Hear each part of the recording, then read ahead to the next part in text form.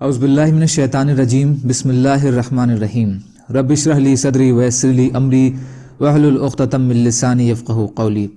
ریاض الصالحین دوسرا حصہ، احادیث نبی صلی اللہ علیہ وسلم۔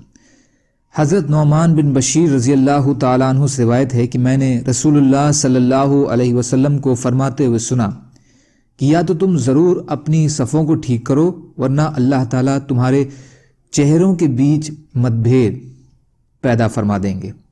بخاری اور مسلم۔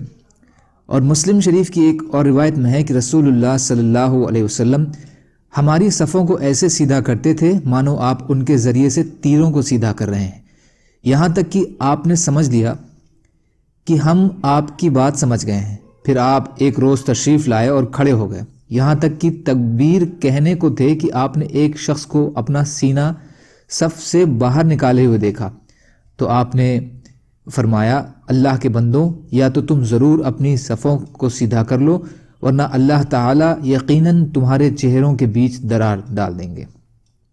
فائدہ، یہ روایت اس سے پہلے گزر چکی ہے، یہاں دوبارہ اسے بتایا گیا ہے۔ چہروں کے بیچ درار پیدا کر دے گا کا مطلب ہے کہ تمہارے اندر آپس میں دشمنی پیدا کر دیں گے، جس کی وجہ سے تمہارے اندر یکجہتی کی بجائے بکھراؤ، قوت اور استحکام کی بجائے کمزوری اور امن اور سکون کی بجائے لڑائی جھگڑا عام ہو جائے گا۔ اسلام اور مسلمانوں کی شوقت ختم اور دشمن کا خوف اور رعب مسلط ہو جائے گا، اور اس کے حقیقی معنی بھی مراد ہو سکتے ہیں کہ اللہ تعالیٰ صفوں کے بگاڑ کی سزا میں تمہارے چہروں کو گدی کی طرف پھیر کر انہیں بدل اور بگاڑ دیں گے۔ اللہ تعالیٰ دونوں سزاؤں سے مسلمانوں کو بچائے۔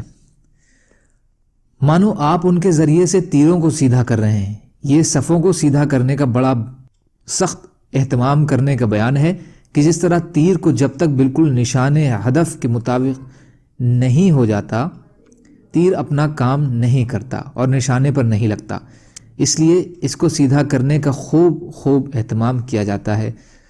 صفیں بنانے میں بھی یہ اہتمام بڑا ضروری ہے۔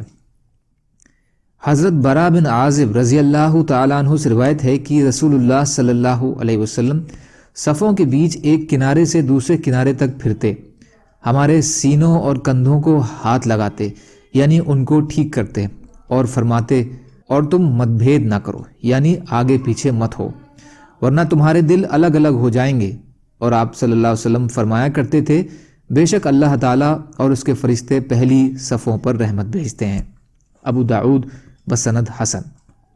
فائدہ، اس میں بھی صفوں کو ٹھیک کرنے کی تاکید اور ٹھیک نہ کرنے کے برے نتائج کا بیان ہے۔ اس سے واضح ہے کہ ظاہر کے اختلاف سے باطن میں بھی اختلاف پیدا ہو جاتا ہے۔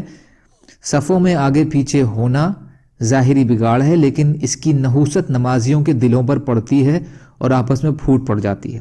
فرشتے پہلی صفوں والوں کے لیے مغفرت اور رحمت کی دعا کرتے ہیں اور اللہ تعالیٰ ان پر اپنی رحمت نازل فرمایا کرتے ہیں۔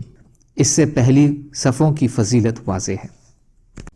اللہ تعالیٰ کہنے سننے سے زیادہ عمل کی توفیق عطا فرمائے، اور مظلوم کشمیریوں، فلسطینیوں اور دیگر ممالک میں جہاں بھی مسلمان بھائی بہن پریشان حال ہیں، یا اللہ آپ ان کی مدد فرمائیے اور ہم کو بھی اپنی استعداد کے بقدر اپنا حق ادا کرنے والا بنائیے، آمین۔ سبحان اللہ و بحمدہ، سبحانک اللہم بحمدک، اشہد ان لا الہ الا انت، استغفرک و اتوب الیک۔ سبحان ربک رب العزۃ عما یصفون، وسلام علی المرسلین، والحمد للہ رب العالمین، برحمتک یا ارحم الراحمین۔